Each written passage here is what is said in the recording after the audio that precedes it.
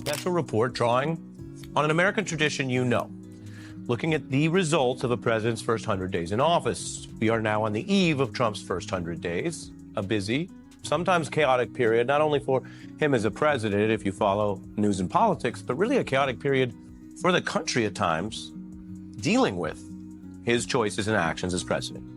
This benchmark dates back to FDR's sort of high watermark for a productive first 100. Es sollte eine leistungsstarke Allianz sein. Doch vor wenigen Augenblicken hat sich Donald Trump vor einem Millionenpublikum auf schockierende Weise gegen Elon Musk gewandt. Die verblüffte Reaktion von Elon sagt alles. War dies das Ende ihrer politischen Männerfreundschaft oder etwas noch Düstereres? Kommentieren Sie mit 1, wenn Trump gerade die Grenze überschritten hat. Oder mit 0, wenn Musk es verdient hat. Ihre Gedanken könnten die Geschichte verändern. Was genau passiert ist und warum dies die Zukunft der Technik und der Politik verändern könnte, erfahren Sie hier. Elon's done a fantastic job. Look, he's sitting here, and I don't care. I don't need Elon for anything other than I have. President Trump put out a Truth Social today saying that everybody in the cabinet was happy with you. I just wondered if you had heard otherwise, and if you had heard anything about members of the cabinet who weren't happy with the way things were going, and if so, what are you doing to address those any dissatisfaction? Elon, let the cabinet speak just for a second. Is anybody unhappy with Elon? If you are, we'll throw them out of here. Bevor wir weitermachen, drückt den Like-Button und abonniert die Seite. Denn ihr wisst, dass ihr das nicht verpassen wollt. Es ist also passiert, das Unfassbare, das Drama, mit dem wir nicht gerechnet haben. Und wie sollten wir auch? Donald Trump, der König der Verräter, greift nun Elon Musk an. Ja, Elon Musk, der Mann, der einst alle davon überzeugt hat, dass wir auf dem Mars leben werden. Und der es geschafft hat, jeden seiner Tweets zu einer weltweiten Sensation zu machen. Trump hat sich natürlich entschieden, in diesem Szenario den Bösewicht zu spielen. Elon Musk has been one of the president's most powerful advisors, but he now says he will be spending less time in the Trump administration and more time focused on his business as it faces backlash. Hate to see you go, but we love to watch you leave. Wait, am I admiring Elon's ass in that joke? That's not what I was... Anyway, point is that Elon announced overnight in an earnings call that his time at Doge was coming to an end. Was gibt es sonst noch Neues? Der selbsternannte König der Verhandlungen hat sich in einer der skandalösesten Aktionen seit langem gegen Musk gestellt. Nein, wir haben das kommen sehen. Trump und Musk, zwei Titanen der Industrie, haben es geschafft, sich aneinander zu klammern wie das unangenehmste ungleiche Paar der Welt. Von gegenseitiger Verehrung haben sie sich in ein chaotisches Desaster verwandelt. Und wenn Sie mich fragen, ist die Art und Weise, wie sich das alles abgespielt hat, ziemlich poetisch. Gibt es eine bessere Metapher für die turbulenten Karrieren von Trump und Musk? Ich glaube nicht. Is a long way from FDR's record. This year, for all the headlines, the crises, or the bluster, we're going to look right now at the objective facts and results about these 99 days, 100 beginning tomorrow. We're going to focus on key areas of this president's leadership, his priority policy of immigration, something he says he should be judged on, his clashes over the rule of law, and of course the economy where the Trump administration is faced. Lassen Sie uns zunächst in Erinnerungen schwelgen. Die Verbindung zwischen Trump und Musk begann, zumindest öffentlich, als die Art von seltsamer Zusammenarbeit, die man von einem Marvel-Film erwarten würde. Musk, das Superhirn hinter SpaceX und Tesla, und Trump, der Mann, der nicht aufhören kann, seine eigenen Weltraumprojekte zu lancieren, wann immer er seine Lippen öffnet. Es gab diesen einen großartigen Moment, als Musk und Trump im Weißen Haus zusammensaßen und lächelten, als wären sie bereit, sich auf ein riskantes Geschäft in einer Hintergasse einzulassen. Jeder nahm an, dass es sich um ein Spiel handelte, das in irgendeiner Ecke der Hölle entstanden war.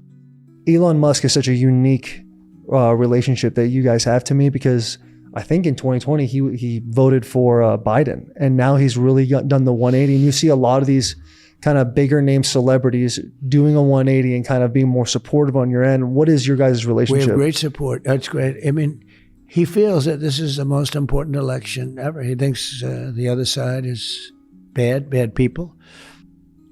Probably feels in many ways they're not competent, but he also feels that, it's for democracy, et cetera, and feels very strong. I mean, I'm not sure. I've heard, and he said, I've heard him before I knew him, that he said he voted for Biden. I'm not sure that that's so, I just find it hard to believe it. Yeah.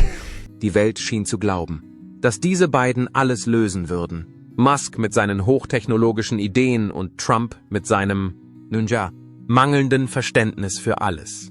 Was auch nur wissenschaftlich oder technisch ist. Doch die Realität hat sich schließlich durchgesetzt.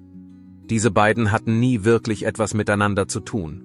Es war nicht so, dass Musk plötzlich von Trumps verkopfter Herangehensweise an die Führung eines Landes desillusioniert war oder dass Trump plötzlich von Musks Fähigkeit begeistert war, bei Tesla Leute einzustellen, die keine Ahnung hatten, was ein 8-Stunden-Job bedeutet.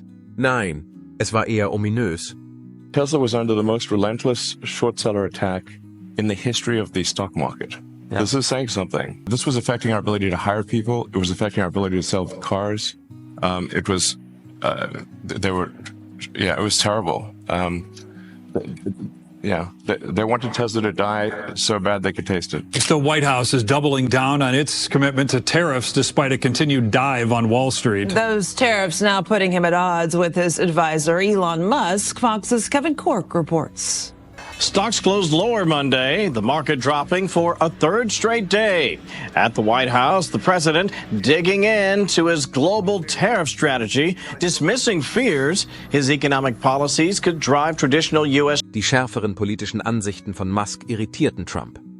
Denn seien wir ehrlich, Trump kann nicht einmal eine höfliche Meinungsverschiedenheit ertragen, ohne zu explodieren. Ganz zu schweigen von der Tatsache, dass Musk seine politischen Aktionen nicht gerade mit Tesla-Champagner feierte. Musk, die Überraschung des Jahrhunderts, begann über Themen wie Meinungsfreiheit und die Unterstützung von Anliegen zu sprechen, die mit Trumps unglaublich coole, höchst berechenbarer Marke nicht vereinbar sind. Und das ist der Moment, in dem die Dinge für Trump ein bisschen zu real werden. Sehen Sie, Trump muss die wichtigste Person in jedem Raum sein. Er kann nicht länger als 30 Sekunden im Rampenlicht stehen, ohne eine starke Aussage darüber zu machen, wie alle auf ihn schauen sollten. Daher war Musk mit seiner „Ich werde irgendwelche Dinge twittern und Milliarden verdienen Mentalität eine frustrierende Ablenkung für Trump. Zumindest schien es so. Plötzlich kollidierte Musks Absolutismus der freien Meinungsäußerung mit Trumps Weltanschauung. Ich kann nicht glauben, dass du nicht getwittert hast. Wie großartig ich bin. Das war zu viel für den Präsidenten. Während Musk immer offener wurde Trump immer mehr er selbst. Und wir alle wissen, was das bedeutet. Twitter-Tiraden, Ego-Trips und vielleicht ein paar unglückliche Praktikanten, die das Chaos beseitigen müssen. Well, tech billionaire Elon Musk has ridiculed one of Donald Trump's top advisors. The Tesla CEO has responded to comments that were made by the US president's trade advisor Peter Navarro, who labeled Mr. Musk not a car manufacturer, but an assembler. A good part of the engines that he gets, which in the EV case is the batteries come from Japan and come from China. The electronics come from Taiwan. The tires come. What we want, and the difference is in our thinking and Elon's on this, is that we want the tires made in Akron. Moment mal.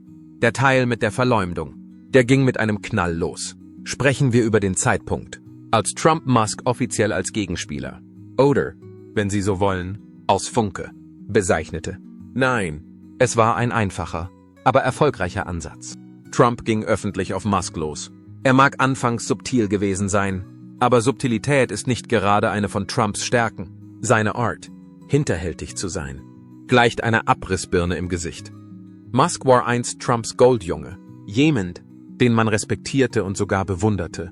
Doch dann, ohne Vorwarnung, beschloss Trump, ihn vor den Bus zu stoßen. Trump brauchte nicht wirklich einen Grund. Sicher, Musks Agenda der freien Meinungsäußerung hat ihn irritiert. Aber wir alle wissen, warum. Trumps riesiges Ego konnte es nicht ertragen, von jemandem übertroffen zu werden, der zum Spaß Flammenwerfer verkaufen und sich selbst als Millionär bezeichnen kann. Trump schätzt es nicht, übertrumpft zu werden. Und er wusste, dass es in dem Moment vorbei war, als er sah, dass Musk eine Macht ausübte, über die Trump keine Kontrolle hatte. Der Verrat hatte begonnen, und es gab kein Zurück mehr. Last week was a week of collapsing markets, evaporating 401ks, and likely price hikes for the American people since Donald Trump's sweeping tariffs went into effect. The fallout may be too much for even the richest man on the planet. Here's what Donald Trump, confidant and multi-billionaire Elon Musk said about tariffs at an event yesterday. I hope it is agreed that both Europe and the United States should move, ideally, in my view, to a zero-tariff situation. That has certainly been my advice. Was hat Trump als nächstes getan? Ach, Sie wissen schon. Das Übliche. Er ist auf den "Oh, ich kenne ihn nicht" Zug aufgesprungen und hat so getan, als würde Musk nicht existieren. Eine klassische Trump-Taktik. Es war, als würde ein Kind im Spielzeugladen einen Wutanfall bekommen, weil seine Mutter ihm sagte, dass es die neueste Plastik-Action-Figur nicht haben kann. Sprechen wir über Musks kleine 1 Milliarde Dollar Verlustparty pro Tag während Trumps ersten 100 Tagen im Amt. Das ist richtig. Während Trump twitterte, wie großartig seine Eröffnungsfeier war, verlor Musk mehr Geld, als die meisten Menschen in ihrem ganzen Leben sehen werden. Und ich mache das jeden Tag. Die Tesla-Aktie stürzte schneller ab als ein Kleinkind auf der Rutschbahn. Und Musk, der sich selbst gerne als Technologievisionär bezeichnet, schien nicht in der Lage zu sein, eine einzige hervorragende Idee zu entwickeln. Auch die Rezession hat Musk nicht geholfen. Während Trumps Wirtschaftsgenie die Zölle in die Höhe trieb und so tat, als hätten sie die Wirtschaft auf wundersame Weise repariert, sah sich Musk mit einer sehr brutalen Realität konfrontiert. Die Menschen waren nicht auf dem Markt für teure Elektrofahrzeuge, als ihre Budgets knapper wurden. Wer will schon einen Tesla kaufen, wenn seine 401k so aussehen? Als wäre es ein Feuerverkauf an einem bankrotten Limonadenstand gewesen. Buying into his PR, the spectacle, the show. And people do think he and Elon Musk and this whole political thing was big and resilient. The Washington Post, taking stock of another Trump Hell Week, is asking, cue the phrase, are things falling apart for Trump? The question's more than fair. Today, right here, you can see the president departing for the Pope's funeral. That may offer him a break from some of the chaos that he's been reckoning with. If he's traveling over there for the funeral, he won't be available to do another in-person meeting soon, with CEOs warning about empty shells coming to America from Trump's trade. Die Aktien von Tesla sind nach den Äußerungen von Trump noch stärker eingebrochen als seine Beliebtheitswerte. Vergessen wir nicht, dass Musk das Vergnügen hatte, mitzuerleben, wie sich Teslas Produktionsverzögerungen und Qualitätskontrollschwierigkeiten wie ein schwerer Fall von "Das ist eine Katastrophe" aufbauten. Die Anleger verabschiedeten sich fast schneller von ihrem Geld, als man Autopilotausfall sagen konnte. Während Trump also da draußen war und Amerika etwas schuf, verdiente Musk weniger Geld, als er hätte erwarten können. Wer hätte gedacht, dass derjenige, der den Weltraum erobern wollte, am Ende auf der Erde landen würde? Aber halt! Sie fragen sich vielleicht, was Musk getan hat, als er mit ansehen musste, wie sein Freund, von dem er glaubte, er sei sein Freund, sich gegen ihn wandte. Hat Musk vehement reagiert? Natürlich nicht. Musk ist zu cool dafür. Oder? Ihm sind kleine Dramen egal. Zumindest hat er das behauptet. Stattdessen hat er es wahrscheinlich einfach weggelacht. Schließlich ist er zu sehr damit beschäftigt, den Mars zu besiedeln und die Menschen davon zu überzeugen, dass Elektrofahrzeuge die Zukunft sind. Ultimately, one company that has reported their earnings, first quarter earnings yesterday was Tesla. And Tesla, the stock is now up, but yesterday their net income was announced. It's down 71%. And Elon Musk even said he admitted that Tesla faced a lot of blowback from his ties to Donald Trump. And now he's talking, and we're going to play a little snippet of it. He says, you know what, maybe I better go back to the car company because they need me. Aber tief im Inneren wissen wir, dass Musk in seinem Hightech-Eckbüro nicht weinen wird.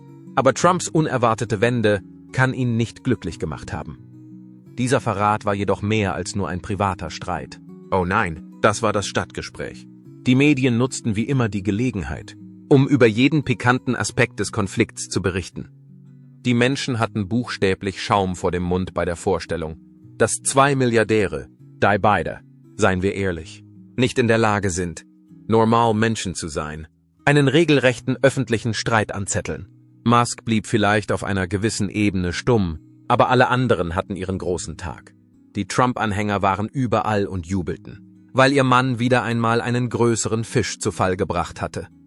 In der Zwischenzeit dachten Musks Anhänger wahrscheinlich im Stillen darüber nach, ob er sich immer noch von dieser Trump-Person an der Nase herumführen lässt. Was passiert jetzt? China, South Korea, and Japan say they're going to work together in cooperation to respond to the tariffs that you're going to put into effect this week. Are you concerned that this move of the tariffs this week could push some of the United States' closest allies to work with China? No, I'm not worried about it. I'm not worried about it, yeah. Mr. President, can I ask you I think they have a about chance of doing better, actually, with the tariffs. It can actually help them in a certain way. And I think a lot of them will drop their tariffs because, you know, they've been unfairly tariffing the United States for years. And if you look at the European Union on cars, the European Union already dropped their tariff down to 2.5%. It was announced a couple of days ago. Dann kam das Unvermeidliche. Musks Chance zu reden. Oder besser gesagt, nicht reden. Musk hat sich entschieden, bei der Marke zu bleiben. Zwitschern. Der Ort, an dem Anarchie herrscht und jede Äußerung eine entscheidende Entscheidung sein kann. Er twitterte hier und da ein wenig, teilte ein Meme und erwähnte Trump vielleicht am Rande. Aber am Ende tat Musk das, was er am besten kann. Es war ihm egal. Seine Anhänger haben es zweifelsohne genossen. Aber hat Musk deswegen wirklich nicht geschlafen? Wahrscheinlich nicht. Wer hat schon Zeit für ein politisches Drama, bei dem es nicht einmal um ihn selbst geht? Wenn er Raketen starten muss? Aber seien wir doch mal ehrlich, was sind die langfristigen Folgen? Was sind die langfristigen Folgen dieses Verrats? Trumps neuester Schachzug ist mehr als nur bockig. Er spiegelt wider, wie sehr er von der Welt außerhalb seines kleinen Kokons abgekoppelt ist. Der Mann ist davon besessen, die glorreichen Tage seiner Präsidentschaft wieder aufleben zu lassen. Allerdings macht er sich immer wieder Menschen zu Feinden, die früher Freunde waren. Musk könnte Elektrofahrzeuge entwickeln. Aber Trump? Er ist damit beschäftigt, Elektro-Egos in Brand zu setzen. A court filing, the White House said that Elon Musk is not a Doge employee and has no authority to make decisions. Can you clarify for us today? Well, Elon Musk, that role is yeah. Elon is, to me, a patriot. So, you know, you could call him an employee, you could call him a consultant, you could call him whatever you want. But he's a patriot. I mean, look at the kind of things I just said. Just write it down, just in case that question got asked, right? And which I'm surprised it took so long. Wie geht es mit Musk weiter? Wird er weiterhin der Tesla-Diktator sein und über alles und nichts twittern? Wird dies der Beginn eines neuen Kapitels in Musks öffentlichem Leben sein, in dem er nicht mehr versucht, ein unparteiischer Milliardär zu sein, sondern einfach zugibt, dass er der coole Anti-Establishment-Typ sein will? Um ehrlich zu sein, könnte er das Chaos im Moment genauso gut genießen. Denn wir alle wissen, dass bei den Milliardären nicht so ist, wie es scheint. Lassen Sie uns nun über das Gesamtbild sprechen. Wie wirkt sich das auf beide aus?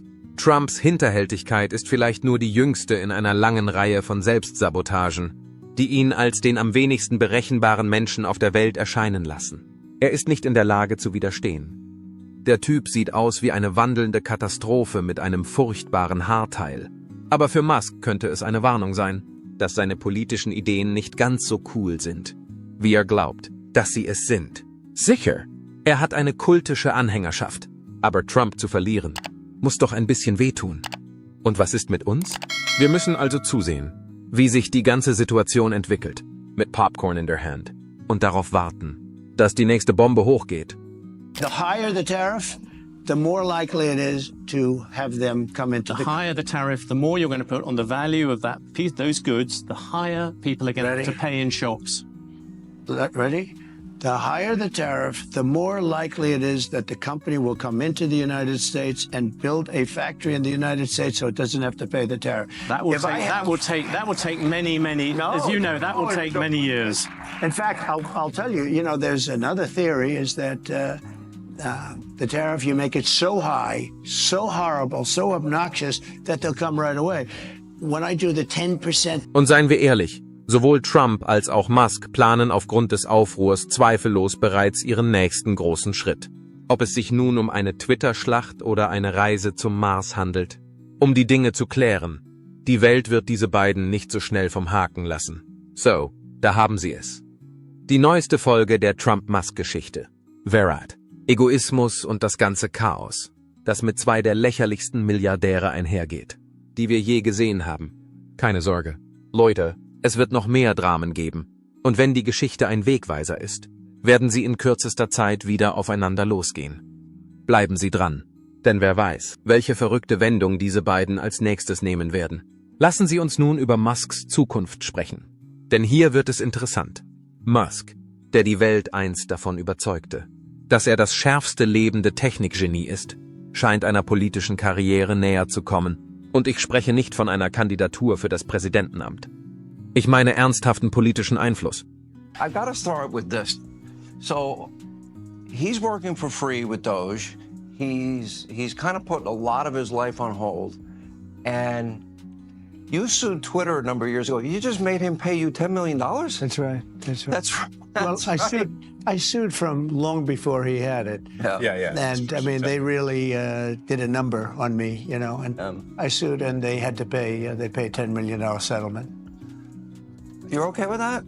I mean, I left it up to the lawyers and you know the team running Twitter. So I said, you guys do what you think it makes sense. Eine beträchtliche Anzahl von Menschen, die der Linken zugeneigt sind von Musk enttäuscht, weil er sich in letzter Zeit konservativen Ideen zugewandt hat. Diese Menschen hatten ihn zunächst als denjenigen gesehen, der die Menschheit retten und uns mit selbstfahrenden Autos versorgen würde, während wir alle ihm zuhörten, wie er über die Besiedlung des Mars sprach. Es ist unbestreitbar, dass sein Eintreten für das absolute Recht auf freie Meinungsäußerung in Verbindung mit einigen anderen Tweets die Fragen aufwerfen, bei vielen Menschen Anstoß erregt hat. Jetzt, da Trump auf diese Weise dargestellt wurde, wird Musk vielleicht mit der Tatsache konfrontiert, dass seine politische Macht, genau wie alles andere, eine Aktie ist, die sehr unberechenbar ist. Wenn du in einem Moment an der Spitze der Welt stehst, fällst du im nächsten. Durch diesen Kampf wird seine Position nur noch verwundbarer, als sie es ohnehin schon war. Hilft ihm das bei der Verwirklichung seiner künftigen politischen Ziele? Oder behindert es sie? Auf jeden Fall wäre das wunderbar, wenn er den Magermob für sich gewinnen wollte. Es ist möglich, dass Trumps Unterstützung von Vorteil gewesen wäre. Es ist jedoch möglich, dass Musk durch diese Hinterhältigkeit einen ausreichenden Teil dieser Basis verprellt hat. Das Weiße Haus wird immer mehr zu einem Ort, den er nicht betreten darf. Ganz gleich, wie viele Tweets er über die Freiheit absetzen wird. Das freut mich zu hören. Ich hoffe, dass er seine Bemühungen wieder auf Tesla konzentrieren wird. Er sagt, dass es an der politischen Stimmung liegt und an der Unsicherheit auf den Automobil- und Energiemärkten. Aber er hat ein paar Pläne in der Schublade. Er ist auf dem besten Weg, in den nächsten Monaten in Austin, Texas, ein Robotaxi-Unternehmen zu gründen. Und dann sagte er, dass er in der zweiten Hälfte des nächsten Jahres, 2026, Millionen von Teslas haben wird, die völlig autonom fahren. Das sind also die selbstfahrenden Teslas? Die andere Sache sind Roboter. Der Medienzirkus hingegen. Es ist offensichtlich, dass sie dem Moment entgegenfiebern. Der Streit zwischen Trump und Musk ist vergleichbar damit, zwei Egos, die zu groß für ihre Körper sind, in einen Ring zu stecken und sie während des gesamten Kampfes mit einem riesigen Scheinwerfer zu beobachten. Baby, wir reden hier wirklich über Quotengold. Wenn es eine Sache gibt, die wir aus der Verbindung der Medien mit diesen beiden gelernt haben, dann ist es, dass sie fast dazu auffordern, einen Fehler zu machen, über ihr eigenes Ego zu stolpern oder einen Nervenzusammenbruch zu haben. Und es gibt keinen besseren Weg, das zu erreichen, als das Feuer dieses belanglosen Geplänkels zwischen euch beiden zu schüren. Stellen Sie sich das jetzt vor. Trumps Verrat an Musk führt zu Schlagzeilen, die fast schon selbst geschrieben sind. Ist er der neue Widersacher der Technologie? Die Anhänger Trumps lassen sich von Musks Eintreten für das Recht auf freie Meinungsäußerung nicht beeindrucken. Man kann bereits sehen, wie die Sensationslust Gestalt annimmt, was ziemlich beeindruckend ist. 2 Milliardäre zu nehmen und ihre Meinungsverschiedenheiten zur Unterhaltung zu machen, ist ein beliebter Zeitvertreib für die Medien. Sie sind in keiner Weise daran interessiert, eine Lösung für die Probleme zu finden. Sie warten einfach nur auf die nächste pikante Schlagzeile, die sich aufdrängt. Setzen Sie sich also. Diese Rivalität wird uns noch viel Stoff liefern. Wenn die Geschichte ein Hinweis darauf ist, werden die Dinge wahrscheinlich noch lächerlicher werden, bevor sie endgültig zu Ende sind. Was denken Sie? Hat Trump gerade einen seiner größten Unterstützer verprellt? Oder ist dies ein kalkulierter Schachzug, um seine Vorherrschaft wieder zu behaupten? Lasst es uns in den Kommentaren wissen und wenn euch diese Geschichte umgehauen hat, dann like dieses Video, subscribe und bleibe dran, denn die Dinge entwickeln sich schnell.